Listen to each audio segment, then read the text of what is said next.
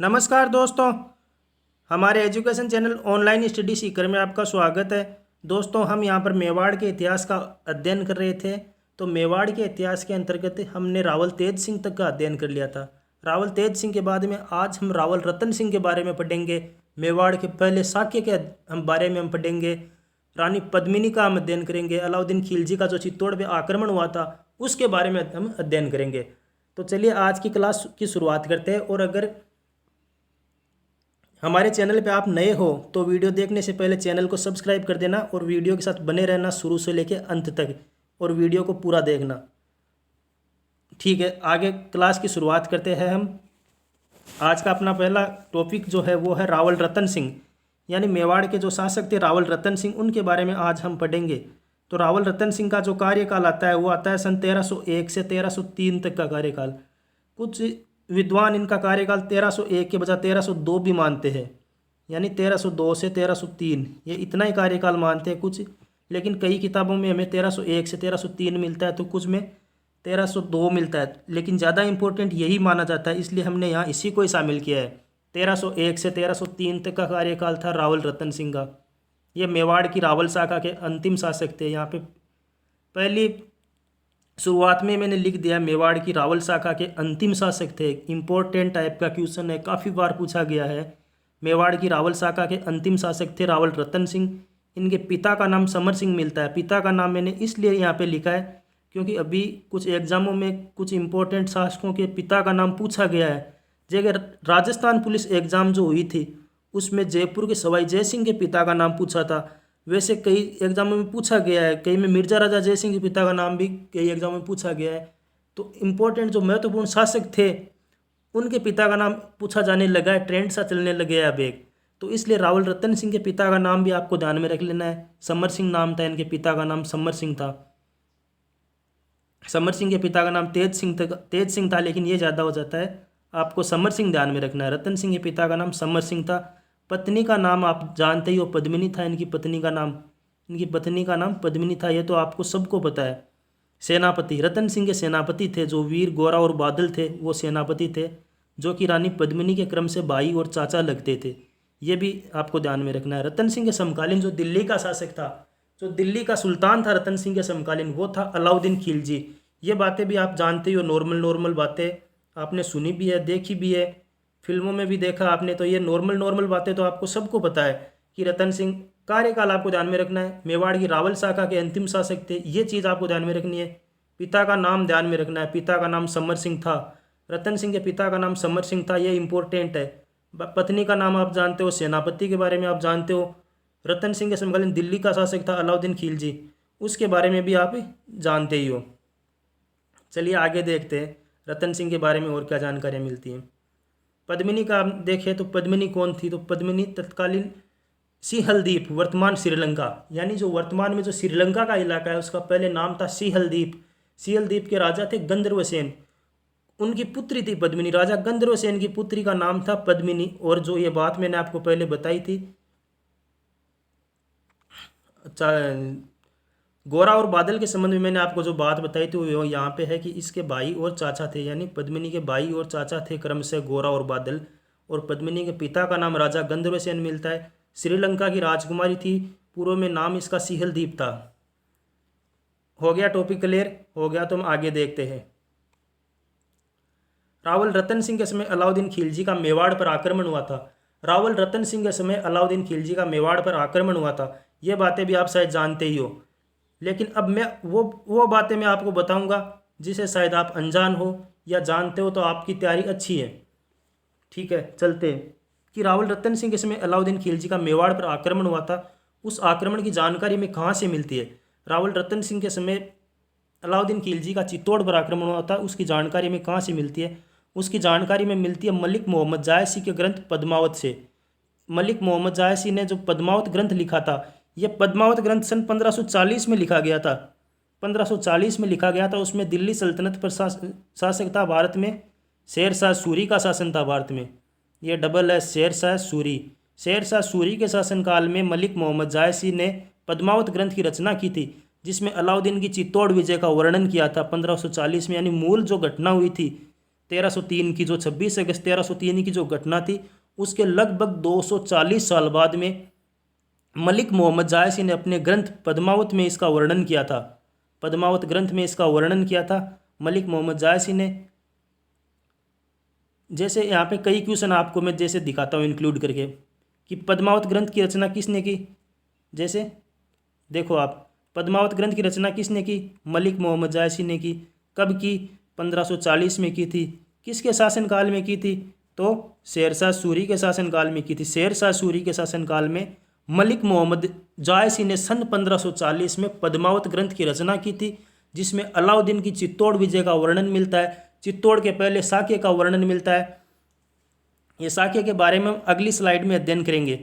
दूसरी हमें जानकारी मिलती है अमीर खुसरो द्वारा रचित खजाइन उल फुतुह ग्रंथ में। ये एक फारसी भाषा में लिखित ग्रंथ था अमीर खुसरो का। और अमीर खुसरो उस टाइम तत्कालीन इतिहासकार था, जो कि अलाउद्दीन खिलजी के साथ चित्तौड़ आया था। चित्तौड़ का जो युद्ध हुआ था 1303 में, उसमें अमीर खुसरो अलाउद्दीन खिलजी के साथ में चित्तौड़ आया था। अतः हम कह सकते हैं यहाँ पे, और क्वेश्चन भी पूछा भी गया है इस अमीर खुसरो के संबंध में, कि एकमात्र इतिहासकार जो अलाउद्दीन खिलजी की चित्तौड़ विजय के साथ में उपस्थित था, वहाँ पर उपस्थित था, तो वो उपस्थित था, उसका नाम था अमीर खुसरो। अमीर खुसरो का ग्रंथ के बारे में पूछा जाए तो वो ग्रंथ है खजाइन उल फुतुह। अगर अन्य टाइप से इस क्वेश्चन को पूछा जाए कि चित्तौड़ विजय का वर्णन अमीर खुसरो के किस ग्रंथ में मिलता है, क्योंकि इनके कई ग्रंथ और भी है, अरबी भाषा में लिखे हुए ग्रंथ और भी है, उन ग्रंथों में नहीं मिलता है। इसका वर्णन मिलता है खजाइन उल फुतुह ग्रंथ में, अमीर खुसरो के द्वारा लिखा गया था। क्वेश्चन आए इस टाइप से कि एकमात्र इतिहासकार कौन था जो कि चित्तौड़ विजय के समय अलाउद्दीन खिलजी के साथ में उपस्थित था, तो उस टाइम हमारा उत्तर होता है अमीर खुसरो। अमीर खुसरो का ग्रंथ, यही ग्रंथ पूछा जाता है ज़्यादातर, बाकी ग्रंथ इंपॉर्टेंट नहीं है, नहीं पूछे जाते। यही एक ग्रंथ पूछा जाता है खजाइन उल फुतुह की रचना किसने की? अमीर खुसरो ने की।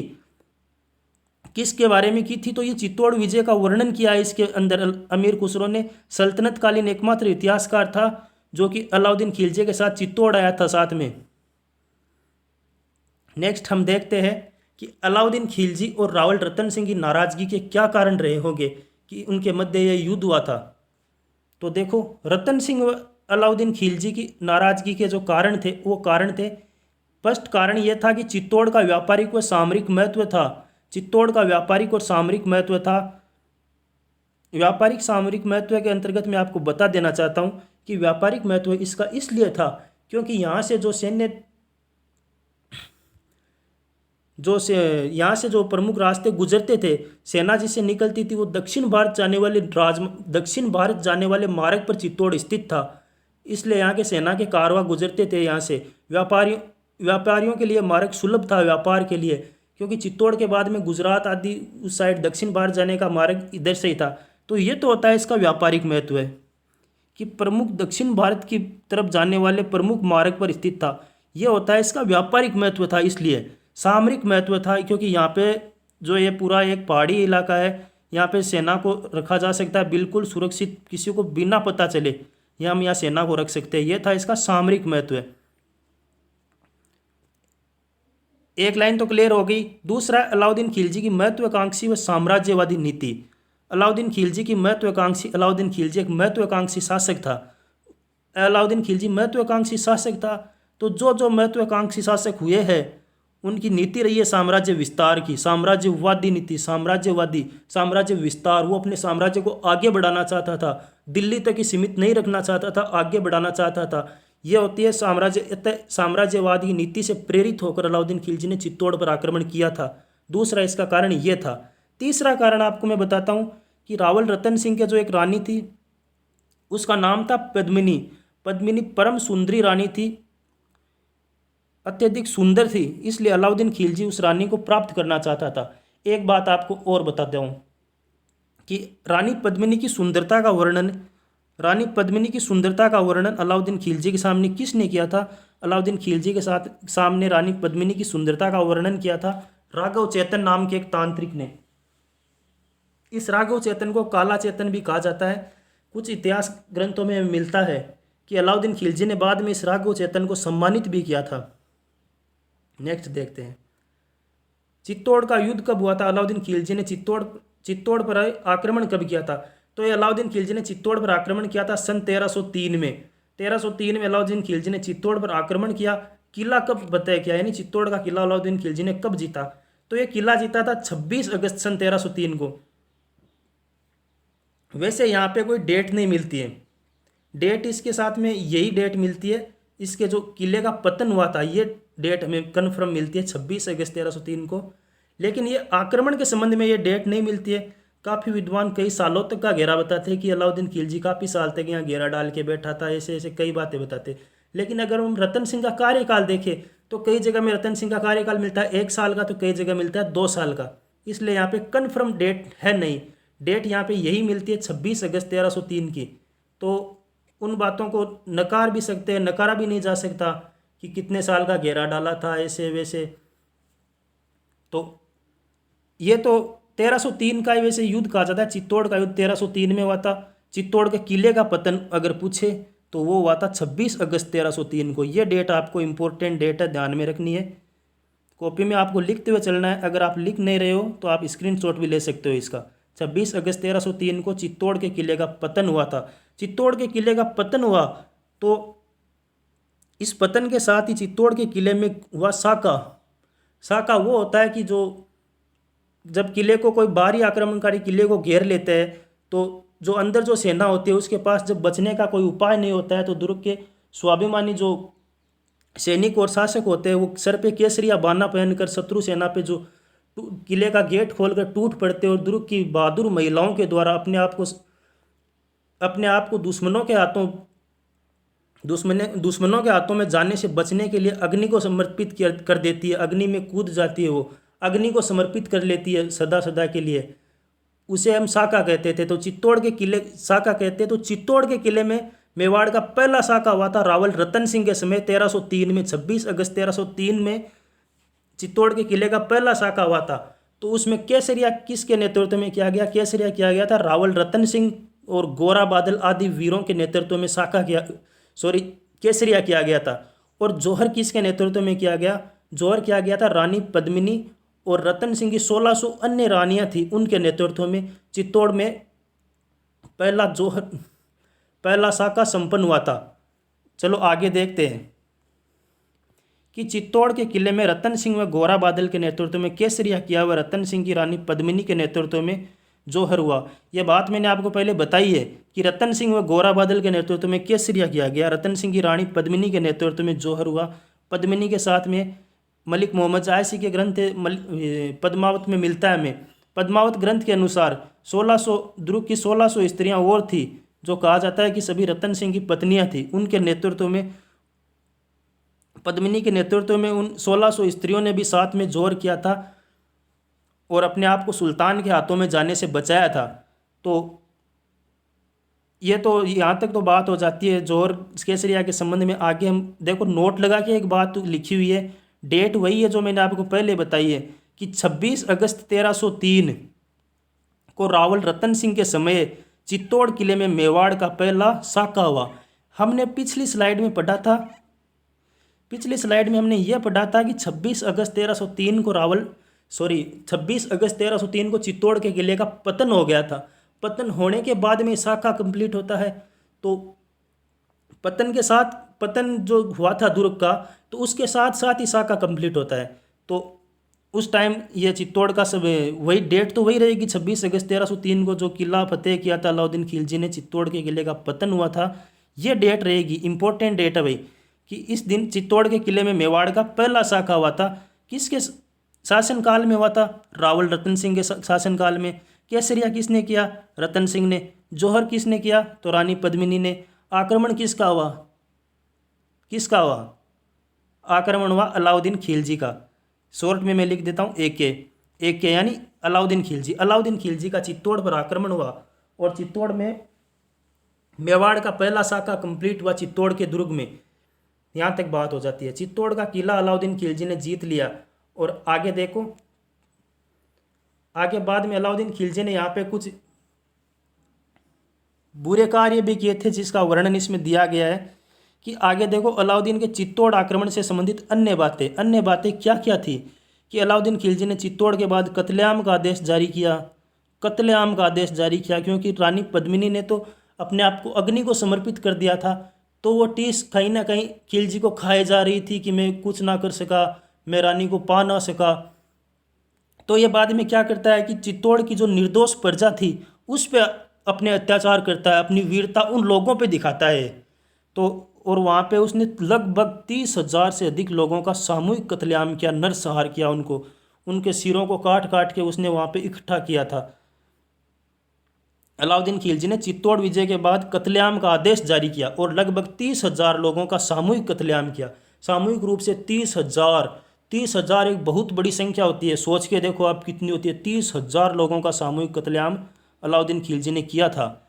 क्यों किया था वो तो आपको पता ही है कि ये अपने लक्ष्य में कामयाब नहीं हो सका। दुर्ग की महिलाओं और रानियों ने अपने आप को अग्नि को समर्पित कर दिया था, तो कुछ तो करना ही था फिर इसको। तो ये इसने बहादुरी का काम किया था। आप देखो एक बार कि कितना बड़ा बहादुर था। आप देखो आप, ये थी इनकी औकात। आगे देखो कि ये बात मैंने आपको बताई है कि सल्तनत कालीन इतिहासकार अमीर खुसरो इसके साथ में था। नेक्स्ट और देखो इसने क्या किया। अलाउद्दीन खिलजी ने चित्तौड़ विजय के बाद चित्तौड़ दुर्ग में लगा अष्ट धातु का दरवाजा उखाड़कर दिल्ली ले गया था।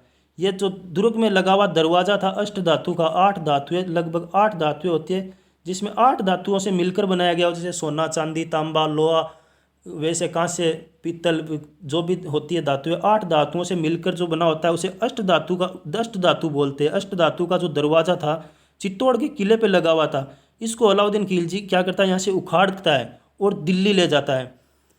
हालांकि ये दरवाजा बाद में दिल्ली में भी नहीं रहा था, क्योंकि बाद में जब भरतपुर के जाट शासक जवाहर सिंह का दिल्ली पर आक्रमण हुआ था और उन्होंने दिल्ली को जीता था, तो ये वहाँ से इस अष्ट धातु के दरवाजे को वहाँ से उखाड़ते हैं और भरतपुर में स्थित लोहागढ़ दुर्ग पे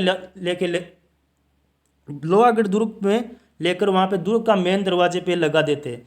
तो वो बात तो हम पढ़ेंगे, जो भरतपुर राजवंश का इतिहास हम पढ़ेंगे तो ये बात तो हम तब अध्ययन करेंगे इसका। लेकिन अभी के लिए सिर्फ इतना ही कि अलाउद्दीन खिलजी यहाँ से चित्तौड़ विजय के बाद चित्तौड़ दुर्ग में लगा अष्ट धातु का दरवाजा उखाड़कर दिल्ली ले गया था। ठीक है, ये जो नीचे नोट लगा के बताया हुआ है, यह बात मैंने आपको बता दी कि अलाउद्दीन खिलजी के सामने रानी पद्मिनी की सुंदरता का वर्णन राघव चेतन नामक तांत्रिक ने किया था। राघव चेतन नाम का तांत्रिक था, काला चेतन नाम मिलता है इसका। अलाउद्दीन खिलजी ने इसको सम्मानित किया था, लेकिन इतनी बातें पूछी नहीं जाती है। ये बाई चांस कोई एग्जाम में पूछ ले तो आपको काला चेतन भी नहीं पूछा जाएगा, राघव चेतन से आपका काम चल जाएगा कि राघव चेतन ने अलाउद्दीन के सामने रानी पद्मिनी की सुंदरता का वर्णन किया था। नेक्स्ट देखो इसने क्या किया। इसने चित्तौड़ को जीतकर चित्तौड़ का किलेदार अपने पुत्र खिज्जर खां को बना दिया और खिज्जर खां के नाम पर इसने चित्तौड़ का नाम खिजराबाद रखा। खिज्जर खां को यहाँ का किलेदार बनाया गया, खुद दिल्ली चला गया। बाद में चित्तौड़ की स्वाभिमानी प्रजा थी, खूब परेशान किया खिज्जर खां को। खिज्जर खां यहाँ लंबे समय के लिए टिक नहीं सका और जो पास में पड़ता है जालोर, जालोर के जो सोनगरा शासक थे उन्होंने बाद में अलाउद्दीन की अधीनता स्वीकार की थी। तो इसने क्या किया कि मालदेव सोनगरा को चित्तौड़ का किलेदार नियुक्त किया और स्वयं दिल्ली लौट गया था। ठीक है, देखो कि खिलजी ने चित्तौड़ का नाम खिजराबाद रखा और अपने पुत्र खिज्जर खां को चित्तौड़ का किलेदार बनाया। इसने अपने पुत्र खिज्जर खां के नाम पे इसका नाम खिजराबाद रखा था। यह खिज्जर खां काफ़ी टाइम तक चित्तौड़ में रह नहीं सका था, क्योंकि इसको परेशान किया गया था यहाँ की स्वामी भक्त प्रजा के द्वारा। यह कि सैनिक विजय थी ये, तो चित्तौड़ की प्रजा थी वो स्वामी भक्त थी पूरी। इसने किले के जो रक्षक द्वारपाल थे उनको लगभग मार डाला था। तो ये क्या करता है, दिल्ली चला जाता है और यहाँ का जो किलेदार होता है वो बनाता है मालदेव सोनगरा को। मालदेव सोनगरा कहाँ का था, जालोर का। यह मालदेव सोनगरा जालोर के सोनगरा चौहान थे, उनसे संबंधित नाम है मालदेव सोनगरा। मालदेव सोनगरा की नियुक्ति की गई, यहाँ पे चौहानों की नियुक्ति की गई। कहा जाता है कि यह मालदेव सोनगरा इतिहास में अपनी बड़ी बड़ी मूँछों के कारण मूछाला मालदेव सोनगरा के नाम से प्रसिद्ध हुआ। मालदेव सोनगरा के बारे में कहा जाता है कि ये बड़ी बड़ी मूछें रखते थे भाई साहब, तो इसलिए मूछाला मालदेव हो गए। बड़ी बड़ी मूछों के कारण मूछाला मालदेव हो गए। चित्तौड़ के किले के आजीवन किलेदार रहे, आजीवन। चित्तौड़ के जो अपनी मृत्यु हुई थी उस टाइम तक चित्तौड़ के किले के किलेदार थे। इनकी मृत्यु के बाद इनके पुत्र का नाम मिलता है बनवीर सोनगरा। बनवीर सोनगरा चित्तौड़ के किलेदार बने। बनवीर सोनगरा काफ़ी लंबे टाइम के लिए यहाँ टिक नहीं सके, क्योंकि जो पहले मैंने आपको बताया था रण सिंह के वंशजों के बारे में, सेम सिंह और राव थे। सेम सिंह ने रावल शाखा की स्थापना की थी, राव ने सिसोदा गांव में राणा वंश की स्थापना की थी। तो वो सिसोदा शाखा के जो राणा हमीर थे, हमीर ने चित्तौड़ पे आक्रमण किया था 1326 में, यानी 23 साल बाद में, और बनवीर सोनग्रा को दुर्ग में मार डाला था। और चित्तौड़ पे एक बार फिर अपने मूल वंश सिसोदिया राजवंश की चित्तौड़ में स्थापना की गई राणा हमीर के द्वारा। अतः राणा हमीर को मेवाड़ का उद्धारक कहा जाता है। वो बातें हम अगली स्लाइड में देखते हैं। देखो, मैंने आपको पहले बताया था मूछों के कारण मालदेव सोनग्रा कहलाया, बड़ी बड़ी मूछें रखने के कारण मूछाला मालदेव कहलाया। आजीवन चित्तौड़ का किलेदार रहा। मृत्यु के बाद पुत्र बनवीर सोनग्रा चित्तौड़ का किलेदार बना। कि इसकी मृत्यु हो गई थी तो इसके बाद में इसका पुत्र था बनवीर सोनग्रा चित्तौड़ का किलेदार बना था।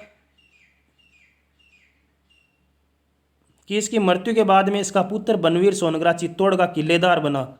यह बात भी मैंने आपको बताई। नेक्स्ट देखो, यहाँ तक हमारा हो गया था। इसके बाद में आते हैं राणा हमीर का कार्यकाल आता है 1326 से 1364, क्योंकि 1326 में इन्होंने बनवीर को मार डाला था। इन्होंने 1326 में बनवीर सोनग्रा को मारकर मेवाड़ में सिसोदिया शाखा की स्थापना की और राणा की उपाधि धारण की। राणा की भाई इनकी उपाधि थी, राणा हमीर इनका नाम मिलता है, राणा की इनकी उपाधि थी। कि 1326 से 1384 तक का इनका कार्यकाल मिलता है। बनवीर सोनग्रा को इन्होंने मार डाला था। जो चित्तौड़ का पहला जो शाखा हुआ था, चित्तौड़ का युद्ध हुआ था, वो 1303 में हुआ था। 1326 में इन्होंने चित्तौड़ को पुनः आबाद कराया। तो कितने वर्ष का टाइम बीता था? तो वो टाइम था 23 वर्ष का। और ये 23 वर्ष चित्तौड़ का किला अधीन रहा। किसके रहा? दिल्ली सल्तनत के अधीन रहा। सोनग्रा चौहानों ने यहाँ पे शासन कार्य संभाला था। सोनग्रा चौहानों ने, जो जालोर के सोनग्रा चौहान थे, उन्होंने चित्तौड़ का कार्यभार संभाला था। तो 23 वर्ष की जो गुलामी थी, उसके बाद में राणा हमीर ने यहाँ पे सिसोदिया शाखा की स्थापना की, बनवीर सोनग्रा को मार डाला, अतः चित्तौड़ को पुनः आबाद कराया। अतः हम कह सकते हैं कि इन्हें हमीर को मेवाड़ का उद्धारक कहा गया। इसलिए कहा जाता है मेवाड़ का उद्धारक, क्योंकि इन्होंने मेवाड़ का उद्धारक किया था दिल्ली सल्तनत से। बनवीर सोनग्रा को उन्होंने मार डाला था, जो कि दुर्ग का किलेदार था, जो प्रतिनिधित्व करता था दिल्ली सल्तनत का, उसको मार दिया था राणा हमीर ने। अतः हमीर को मेवाड़ का उद्धारक कहा जाता है। यह क्वेश्चन काफ़ी बार पूछा गया है, इंपॉर्टेंट टाइप का क्वेश्चन यहाँ पे बन जाता है, काफ़ी बार पूछा गया क्वेश्चन है ये। अतः आपको ध्यान में रखना है कि मेवाड़ का उद्धारक किसे कहा जाता है? मेवाड़ का उद्धारक राणा हमीर को कहा जाता है। हमीर के समकालीन देखो, मैं आपको बताऊं, हमीर के समकालीन दिल्ली का शासक कौन था? तो हमीर के समकालीन दिल्ली का शासक था मोहम्मद बिन तुगलक। शॉर्ट में लिखे तो MBT, मोहम्मद बिन तुगलक। कहा जाता है कि इन्होंने मोहम्मद बिन तुगलक को एक युद्ध में हराया भी था। कि मोहम्मद बिन तुगलक ने कोई आक्रमण किया था इस मेवाड़ की साइड, तो इन्होंने मोहम्मद बिन तुगलक को हराया भी था। बांसवाड़ा जिले में कोई स्थान पड़ता है सिंगोली के युद्ध में इन्होंने मोहम्मद बिन तुगलक को हराया था, जो कि हम देखते हैं आगे। उससे पहले इनकी हम उपाधियाँ देखते हैं कि इनकी एक उपाधि मिलती है वीर राजा की, दूसरी उपाधि इनकी मिलती है विषम घाटी पंचानन की। यह विषम घाटी पंचानन की उपाधि इनको कहाँ मिलती है? कुंभलगढ़ प्रशस्ति में। कुंभलगढ़ प्रशस्ति में राणा हमीर को विषम घाटी पंचानन की उपाधि मिलती है। विषम घाटी पंचानन का अर्थ क्या होता है, आप ये बताओ भाई। विषम घाटी पंचानन का देखो अर्थ होता है विकट आक्रमणों में सिंह के समान प्रतीत होना। विकट आक्रमणों में भीषण युद्ध होते हैं, उनमें विकट आक्रमणों में सिंह के समान प्रतीत होना। यानी ये महान प्रतापी शासक थे, मोहम्मद बिन तुगलक को हरा दिया था आदि, इन्होंने परम कार्य किए थे, बनवीर सोनग्रा को मार डाला था, इसलिए इन्हें विषम घाटी पंचानन की उपाधि दी गई। किस में दी गई? कुंभलगढ़ प्रशस्ति में दी गई। किसने दी थी? इंपॉर्टेंट क्वेश्चन हो जाता है। विषम घाटी पंचानन की उपाधि चलो कुंभलगढ़ प्रशस्ति में दी गई है, लेकिन दी किसने थी? यह क्वेश्चन इंपॉर्टेंट टाइप का क्वेश्चन हो जाता है। तो ये उपाधि दी थी महाराणा कुंभा ने। क्योंकि कुंभा ने कुंभलगढ़ प्रशस्ति लिखवाई थी। तो यह उपाधि किसने दी थी? महाराणा कुंभा ने। किसको दी थी? राणा हमीर को दी थी। क्या उपाधि थी? विषम घाटी पंचानन की उपाधि थी। क्या अर्थ होता है? तो इसका यही अर्थ होता है कि सिंह के समान यानी शेर के समान दिखाई देना। ठीक है, आगे देखो, इनके समकालीन दिल्ली का शासक मोहम्मद बिन तुगलक था। यह बात मैंने आपको बताई। नेक्स्ट देखते हैं, मोहम्मद बिन तुगलक को इन्होंने एक युद्ध में हराया था। कौन से युद्ध में हराया था? बांसवाड़ा के पास इनको सिंगोली युद्ध में हराया था। सिंगोली नामक एक स्थान पड़ता है, सिंगोली कोई गांव का नाम है। वैसे युद्ध का हम देखें तो सिंगोली का युद्ध इसे कहा जाता है सिंगोली का युद्ध। सिंगोली का युद्ध में राणा हमीर ने मोहम्मद बिन तुगलक को हराया था, यानी MBT दिल्ली सल्तनत के जो शासक थे उसको राणा हमीर ने हरा दिया था। एक मेवाड़ के प्रतापी शासक राणा हमीर, जिन्होंने दिल्ली सल्तनत के शासक मोहम्मद बिन तुगलक को भी हरा दिया था। यह बात आपको सोचनी चाहिए एक बार। पहले मैंने आपको दिल्ली सल्तनत के एक और शासक इल्तुतमिश के बारे में बताया था कि मेवाड़ के परम प्रतापी शासक रावल जेतर सिंह ने भी दिल्ली सल्तनत के शासक इल्तुतमिश को हराया था। तो आप देखो आप एक बार। नेक्स्ट पूछा जाता है निर्माण कार्य के संबंध में, हमीर के बारे में निर्माण कार्य में। तो निर्माण कार्य के संबंध में इनका एक ही क्वेश्चन है, हमीर ने अन्नपूर्णा माता का मंदिर बनवाया था चित्तौड़ में। यह आपको ध्यान में रख लेना है। अन्नपूर्णा माता का मंदिर कहाँ बनवाया था? चित्तौड़ में बनवाया था।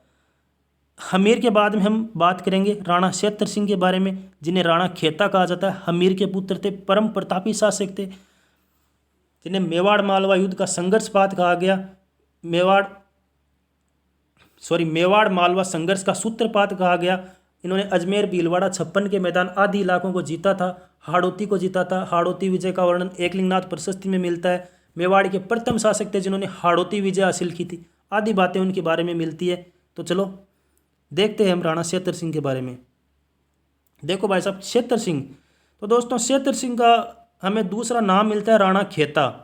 राणा खेता इनका एक उपनाम मिलता है। ये हमीर के पुत्र थे। पुत्र आपको ध्यान में रखना है, मैं पहले ही बोल चुका हूँ, पुत्र ध्यान में रखना है आपको, क्योंकि पुत्र का अब एक ट्रेंड सा चलने लग गया है कि ये किसका पुत्र था, पिता का क्या नाम था, ऐसे क्वेश्चन पूछे जाते हैं भाई। 1364 से 1382 का इनका कार्यकाल है क्षेत्र सिंह का। राणा हमीर के पुत्र थे, हमीर सिसोदिया के ये पुत्र थे। इनके पिता का नाम हमीर सिसोदिया था, आपको ये ध्यान में रखना है। ये मेवाड़ मालवा संघर्ष की बात मैंने आपको बताई। मेवाड़ मालवा संघर्ष के सूत्रपात कहे जाते हैं। मेवाड़ मालवा संघर्ष के सूत्रपात राणा क्षेत्र सिंह, या इनका दूसरा नाम राणा खेता मिलता है। ये मेवाड़ मालवा संघर्ष के सूत्रपात कहे जाते हैं। ठीक है दोस्तों, क्यों कहे जाते हैं? क्योंकि भाई साहब मालवा के एक शासक थे जिनका नाम था दिलावर खान गोरी। दिलावर खान गोरी को एक युद्ध में इन्होंने मार डाला था और मालवा पर अधिकार कर लिया था। तो इसलिए मालवा के कुछ भागों पर इन्होंने अधिकार किया था, दिलावर खान गोरी को मार डाला था। इसलिए मेवाड़ मालवा संघर्ष के ये सूत्रपात कहे जाते हैं। आइए आपको बात समझ में। अन्य विजित क्षेत्र में आपको बताया कि अजमेर को जीता था, भीलवाड़ा को जीता था, हाड़ौती को जीता था, छप्पन का मैदान जीता था, आदि कई इलाकों को इन्होंने जीता था। तो अजमेर, भीलवाड़ा, हाड़ौती विजय के संबंध में पूछा जाता है कि राणा क्षेत्र सिंह मेवाड़ के पहले शासक थे जिन्होंने हाड़ौती को भी जीता था। हाड़ौती विजय का वर्णन हमें मिलता है एकलिंगनाथ प्रशस्ति में। एकलिंगनाथ प्रशस्ति में हमें यह जानकारी मिलती है कि क्षेत्र सिंह मेवाड़ के पहले शासक थे जिन्होंने हाड़ौती को जीता था, हाड़ौती के हाड़ाओं को पराजित किया था। जो हाड़ा राजवंश है, बूंदी का, कोटा बूंदी का जो एरिया आता है, उसमें विशेषकर बूंदी का नाम लिया जाता था कि तारागढ़ दुर्ग बूंदी, उसी का नाम आता है ज़्यादातर। तो इन्होंने हाड़ौती के हाड़ाओं को भी पराजित किया था। इसका वर्णन किस प्रशस्ति में मिलता है? तो इसका वर्णन मिलता है एकलिंगनाथ प्रशस्ति में, जो कि हम आगे देखते हैं। आगे देखो कि राणा क्षेत्र सिंह की हाड़ौती विजय का वर्णन एकलिंगनाथ प्रशस्ति में मिलता है। एकलिंगनाथ प्रशस्ति में इनके बारे में एक जानकारी और भी दर्ज है, जो कि मैंने आपको बता दी है कि राणा क्षेत्र सिंह मेवाड़ के पहले शासक थे जिन्होंने हाड़ौती के हाड़ाओं को भी पराजित किया था। आगे देखो, इनके बारे में लास्ट लाइन हमें मिलती है। इनके खातिन नाम की कोई दासी थी, खातिन नाम था उसका, उसकी खातिन नाम की कोई दासी थी, जिससे इनको 2 पुत्र हुए थे, चाचा और मेरा। चाचा और मेरा के बारे में इनके जो कुक्रम थे वो हमें आगे पढ़ने को मिलेंगे कि राणा क्षेत्र सिंह की दासी का नाम खातिन था, दासी से 2 पुत्र हुए, चाचा और मेरा। चाचा और मेरा के बारे में थोड़ा डिटेल से हम आगे पढ़ेंगे। आगे हम एक शासक का अध्ययन करेंगे जिनका नाम है राणा लाखा या राणा लख सिंह कहा जाता है। इनका विवाह मारवाड़ की राजकुमारी हंसाबाई के साथ में हुआ था। जो कि मेवाड़ के रणमल राठौड़ की बहन और मेवाड़ के शासक राव चुंडा की पुत्री थी। वो बातें हम पढ़ेंगे राणा लख सिंह के साथ में। राणा लख सिंह या राणा लाखा, देखो भाई साहब, राणा लाखा जिनका उपनाम मिलता है लख सिंह, उनका कार्यकाल 1382 से 1421। इनके साथ में देखो, आपको फर्स्ट बात आपको एक ध्यान में रखनी होती है, वो होती है कि राणा लाखा के समय जावर की खान खोजी गई थी। यह जावर की खान से केवल कौन सा खनिज निकलता था, यह वर्तमान में भी यह खान संचालित है। और जावर की खान के संबंध में 3 जगह क्वेश्चन पूछे जाते हैं, वो मैं आपको बताता हूँ कि जावर की खान के संबंध में हमें इतिहास के साथ में क्वेश्चन पूछा जाता है, जावर की खान के साथ में हमें ज्योग्राफी के संबंध में क्वेश्चन पूछा जाता है, जावर की खान के संबंध में हमें करंट के साथ में क्वेश्चन पूछा जाता है। जब 3 जगह से क्वेश्चन पूछा जाता है, 3 जगह जब जावर की खान के बारे में 3 विषय में क्वेश्चन पूछा जाता है तो एक इम्पोर्टेंट हो जाता है। और काफ़ी बार पूछा गया है कि जावर की खान किसके समय खोजी गई, किसकी खान है, तो वो मैं आपको बताऊंगा कि जावर की खान किसकी खान है। देखो, जावर की खान है, जावर की खान से अभी फिलहाल में जैसे हम जुड़वा खनिज कहा जाते हैं, कौन सा होता है भाई जुड़वा खनिज, बताओ एक बार। जावर की खान, ये होगी जावर की खान, जो कि राजस्थान के उदयपुर जिले में स्थित है वर्तमान में। जावर की खान से निकलता क्या है, सीसा जस्ता, सीसा, ये सीसा है, सीसा जस्ता को कहा जाता है जुड़वा खनिज। सीसा जस्ता के साथ में निकलती है चांदी, जावर की खान से चांदी ज़्यादा नहीं निकलती है, सीसा जस्ता ज़्यादा निकलता है, चांदी निकलती है। एक उप उत्पाद निकलता है हमें, वो प्राप्त होता है, वो होता है कैडमियम। सीसा जस्ता, चांदी, कैडमियम आदि। वैसे विशेष रूप से देखा जाए तो नाम हमें मिलता है सीसा जस्ता का, कि सीसा जस्ता बहुतायत में प्राप्त होता है जावर की खान से, सीसा प्लस जस्ता।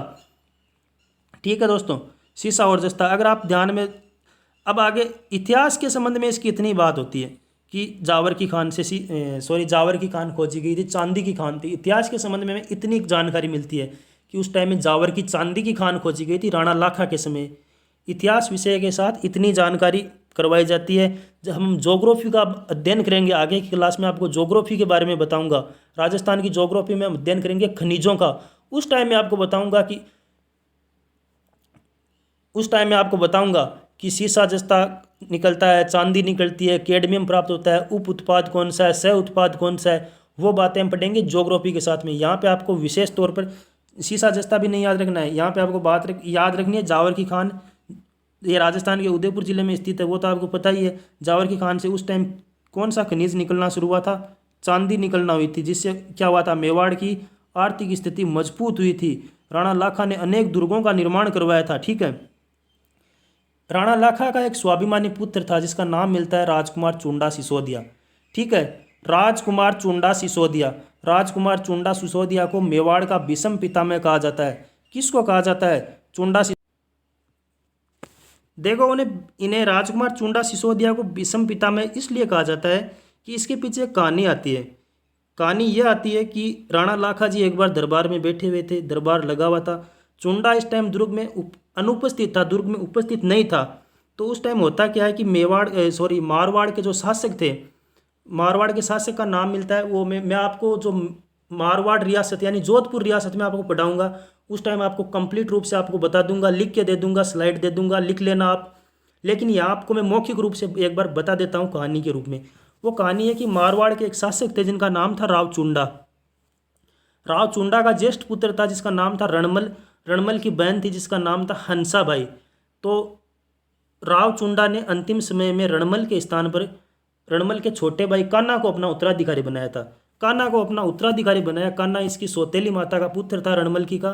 तो रणमल इस बात से नाराज होकर वहाँ से निकल पड़ता है, अपनी बहन को साथ में लेकर निकल पड़ता है और मेवाड़ आता है। मेवाड़ में यह उपस्थित होता है राणा लाखा के दरबार में, और राणा लाखा के दरबार में ये वहाँ पे जो साथ में लेकर आया था शादी का नारियल, वो दुर्ग में बेचता है।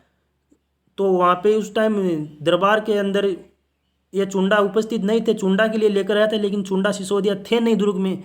तो राणा लाखा जी ने कहा कि आजकल बुजुर्गों के लिए कौन लेकर आने लग गया भाई, ये काहे का समय आ गया। युवा राजकुमारी का रिश्ता आज राजा के साथ में होने को आया है, वो भी वृद्ध राजा के साथ में, क्योंकि उस समय इनकी उम्र हो गई थी, 60-65 साल के हो गए थे। तो इन्होंने इस बात का मजाक बना लिया था। लेकिन रणमल था वो थोड़ा स्वभाव से जिद्दी आदमी था, दिमाग वाला था, होशियार था। उसने इस बात को पकड़ लिया। वो बोला कि लाखा जी, मैं आपसे मेरी बहन का विवाह कर तो दूंगा, लेकिन आपको एक बात माननी पड़ेगी मेरी, कि वो बात ये है कि जो मेरी बहन के जो बाद में पुत्र होगा वो मेवाड़ का उत्तराधिकारी होना चाहिए। अब लाखा जी का मन भी करे शादी करने का, युवा राजकुमारी थी सामने, मन भी करे, धर्म संकट में फंस गए, करे तो क्या करे। ये हालत हो गई लाखा जी की। तो दोस्तों कहा जाता है कि यह बात जब चुंडा को पता चली, जो राजकुमार चुंडा सिसोदिया था, इनका ज्येष्ठ पुत्र था, ये युवराज चुंडा सिसोदिया थे, ये ज्येष्ठ पुत्र थे लाखा जी के, उनको पता चली कि ये बात हो गई दुर्ग में, राजा साहब का मन है शादी करने का, युवा राजकुमारी है सामने। तो ये क्या करते हैं कि राजा साहब को वचन देते हैं कि मैं आपको वचन देता हूँ कि ये शादी आप ही करो। तो उनको ये बात भी पता साथ में चली थी कि ये शर्तें रखी है रणमल जी ने। तो उन्होंने कहा कि आज के बाद में मैं और मेरे पुत्रों का मेवाड़ पे कोई अधिकार नहीं होगा। तो चुंडा ने प्रतिज्ञा की थी, भीष्म के समान प्रतिज्ञा की थी कि, और मेवाड़ के राजकार्य को ठुकरा दिया था कि मेरा और मेरे बाद में मेरे उत्तराधिकारियों का चित्तौड़ पे कोई अधिकार नहीं होगा। जो चित्तौड़ का शासक बनेगा वो हंसाबाई का जो पुत्र होगा उसे मेवाड़ का अगला शासक नियुक्त किया जाएगा। ये बात यहाँ पे हो जाती है। और रणमल इतना कह के वहाँ से चुपचाप मांडू के से वहाँ से निकलता है और चुपचाप मांडू जो मालवा के शासक थे उनकी सेवा में चला जाता है। और इधर रणमल की बहन हंसाबाई के साथ राणा लाखा जी का विवाह होता है। विवाह के बाद में इनको एक पुत्र होता है मोकल नाम का, जो बाद में आगे शासक बनता है मोकल।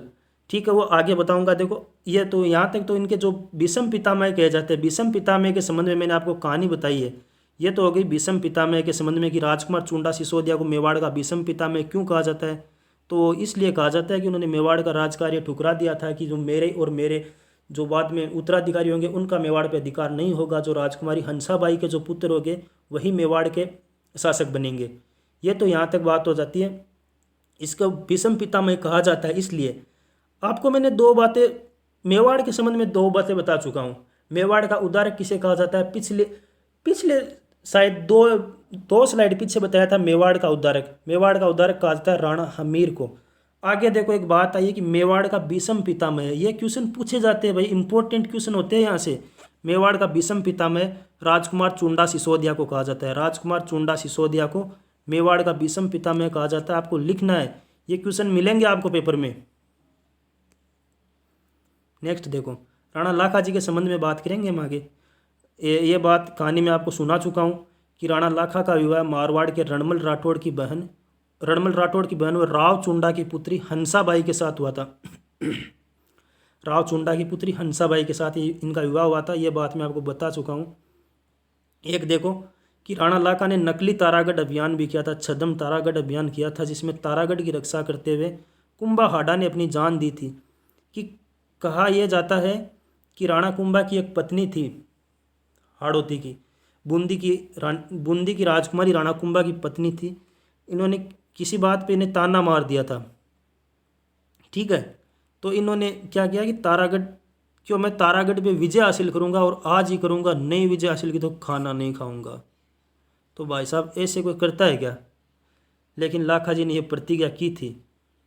ठीक है, यह प्रतिज्ञा लाखा जी के द्वारा की जाती है। सामंत बेचारे परेशान, दरबारी मंत्री सब परेशान कि अब करे तो क्या करे, क्योंकि बूंदी भी बराबर का राजवंश था मेवाड़ के। एक दिन में विजय हासिल करना मुश्किल था।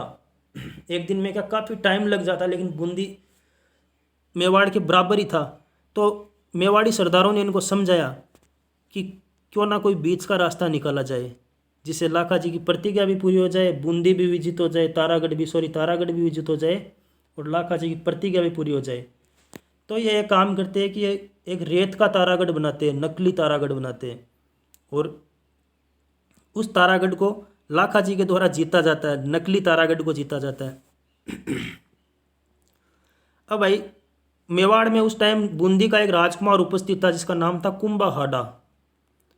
कुंभा हाडा को यह बात खटक गई कि लाखा जी नकली तारागढ़ को जीतकर अपनी प्रतिज्ञा पूरी करेंगे। तो यह क्या करता है कि उस तारागढ़ के समीप चले जाता है, कि बोलता है कि असली तारागढ़ के लिए लोग जान दे सकते हैं, लेकिन मैं नकली तारागढ़ के लिए जान दूंगा। और वहाँ पे खड़ा हो जाता है, लाखा जी से युद्ध करता है। अतः मेवाड़ की सेना और लाखा जी के द्वारा कुंभाहाडा को मार दिया जाता है और तारागढ़ को जीत लिया जाता है। तो क्वेश्चन आता है कि नकली तारागढ़ अभियान किसने किया था। क्वेश्चन आया भी है पीछे के एक पेपरों में, क्वेश्चन पूछा गया है, मैं आपको दिखाऊंगा, वो पेपर भी लेके आऊँगा जिन जिन में ये क्वेश्चन पूछा गया है। ये दोनों क्वेश्चन पूछे गए कि नकली तारागढ़ अभियान किसने किया या छद्म तारागढ़ अभियान किसके द्वारा किया गया। तो ये अभियान किया गया था राणा लाखा के द्वारा। नकली तारागढ़ अभियान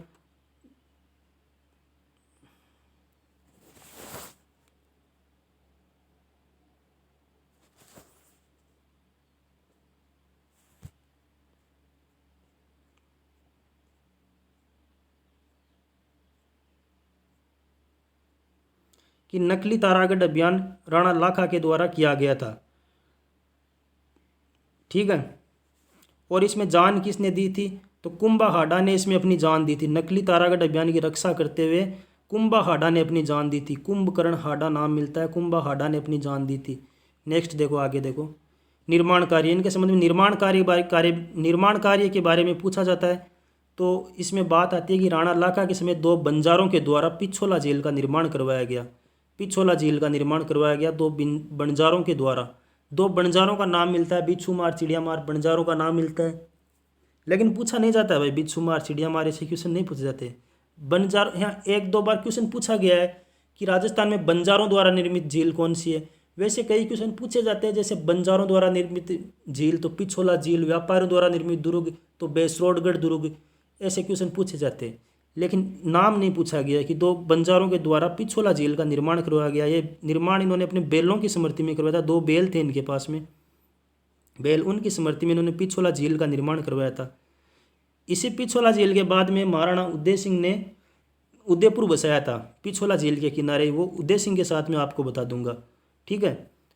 राणा लाखा ने यहाँ पे क्या किया था, राणा लाखा ने पिछोला झील के किनारे नटनी का चबूतरा का निर्माण करवाया। नटनी का चबूतरा क्वेश्चन कई बार पूछा गया है। नटनी का चबूतरा कहाँ स्थित है, पिछोला झील के किनारे स्थित है। निर्माण करवाया था राणा लाखा ने। ठीक है। आगे देखो, राणा लाखा के बाद में हम पढ़ेंगे महाराणा मोकल के बारे में। महाराणा मोकल का कार्यकाल 1421 से 1433 तक का है। मोकल हंसाबाई व राणा लाखा का पुत्र था। ये हंसाबाई वही थी जो मारवाड़ की राजकुमारी थी, रणमल की बहन थी, चुंडा की पुत्री थी। मैंने आपको बताया था राव चुंडा की पुत्री थी, इसकी वजह से चुंडा सिसोदिया मेवाड़ का राज दरबार छोड़कर गया था, बताया था ना आपको। वही बात है, मोकल हंसाबाई व राणा लाखा का पुत्र था। इसकी पत्नी का नाम सौभाग्य देवी था। इसकी पत्नी का नाम, मोकल की पत्नी का नाम सौभाग्य देवी था। और इसी सौभाग्य देवी और महाराणा मोकल से आगे चलकर मेवाड़ के महान प्रतापी शासक महाराणा कुंभा का जन्म होता है। ठीक है।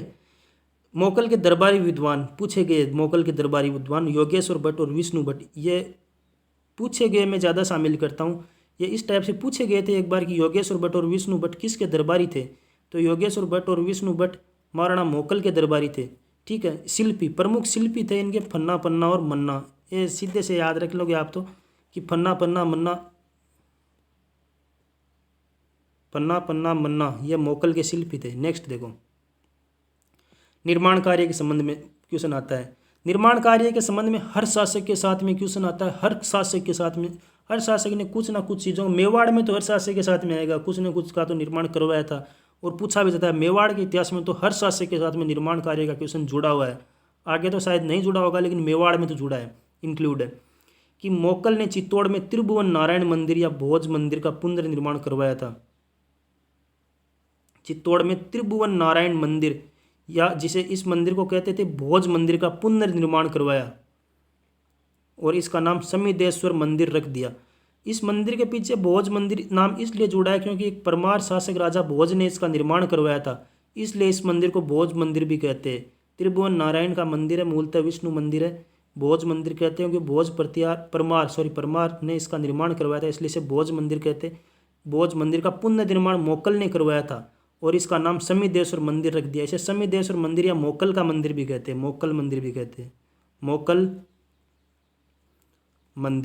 मंदिर भी इसे कहते हैं। ठीक है। अब देखो, मोकल के सैनिक अभियान हम पढ़ेंगे क्योंकि मोकल की मृत्यु सैनिक अभियानों के दौरान गद्दारी की वजह से हुई थी। तो मोकल के सैनिक अभियान में फर्स्ट सैनिक अभियान इसने रामपुरा भीलवाड़ा के पास में नागौर के शासक फिरोज खान को पराजित किया था। ठीक है, कि प्रथम अभियान में मोकल ने 1428 में किया था। मोकल ने प्रथम अभियान भीलवाड़ा के पास रामपुरा स्थान पर नागौर के शासक फिरोज खान को हराया। प्रथम अभियान में इसने नागौर के शासक फिरोज खान को हराया था रामपुरा भीलवाड़ा के पास में। नेक्स्ट देखो झीलवाड़ा अभियान। झीलवाड़ा जिसे भीलवाड़ा भी कहा जाता है, गुजरात राज्य का पहले हिस्सा हुआ करता था, कहा जाता है, लेकिन ऐसे मेवाड़ में आता है। लेकिन देखो भीलवाड़ा भी कहा जाता है, कई जगह भीलवाड़ा नाम मिलेगा आपको लिखा हुआ, लेकिन झीलवाड़ा इंपॉर्टेंट है, काफ़ी किताबों में झीलवाड़ा लिखा हुआ है। झीलवाड़ा अभियान, इस अभियान के समय राणा सेतर सिंह की दासी के पुत्र, पहले मैंने आपको सेतर सिंह बताया था, सेतर सिंह की दासी का मैंने आपको बताया था कि खातिन नाम की दासी थी, उसके 2 पुत्र हुए थे चाचा मेरा। उनके कुकृत्यों के बारे में मैंने बताया था कि आपको उनके कुकृत्य मैं आपको आगे बताऊंगा। तो कुकृत्य इनके ये थे कि इन्होंने राणा मोकल की हत्या कर दी थी झीलवाड़ा अभियान के समय। ये इतने देखो इन लोगों पे इतना विश्वास किया गया कि इन्हें साथ में अभियान पे लेके गए थे। वहाँ पे राणा सेतर सिंह की दासी के पुत्र चाचा मेरा ने इनकी हत्या कर दी थी राणा मोकल की। किसके सहयोग से कि महपा पवार के सहयोग से की थी। और ये हत्या करने के बाद ये लोग मांडू भाग जाते हैं। ठीक है, ये हत्या क्यों हुई थी आपको थोड़ा सा संक्षिप्त में बता देता हूँ कि ये सनकी लोग थे भाई। कि कैसे लोग थे, सनकी थे। तो माता खातिन थी, इनकी माता खातिन थी। ठीक है, चाचा मेरा की माता थी, वो खातिन थी। राणा मोकल ने इन्हें एक क्वेश्चन पूछा था जंगल में। वो क्वेश्चन ये था कि कोई पेड़ था पास में, उस पेड़ का नाम पूछ लिया था और ये उस बात को ताना समझ गए और इन्होंने महपा पवार आदि कई लोगों के साथ में मिलके राणा मोकल की जंगल में हत्या कर दी थी। मोकल की हत्या के बाद में मोकल का पुत्र आता है महाराणा कुंभा, जिनकी अनेक उपाधियां, अनेक युद्ध लड़े, कभी नहीं हारे, हर युद्ध में जीते, चित्तौड़ में विजय स्तंभ का निर्माण करवाया, कई किलों का निर्माण करवाया। ठीक है, उनके बारे में हम अध्ययन करेंगे, महाराणा कुंभा के बारे में, चित्तौड़ के प्रतापी शासक महाराणा कुंभा के बारे में वो अध्ययन करेंगे हम कल की क्लास में। तो दोस्तों ये आज की हमारी क्लास आपको कैसी लगी कमेंट करके ज़रूर बताना। पसंद आए तो लाइक करना, शेयर करना, कमेंट करना और चैनल पे आप अगर नए हो तो चैनल को सब्सक्राइब करना। थैंक यू दोस्तों।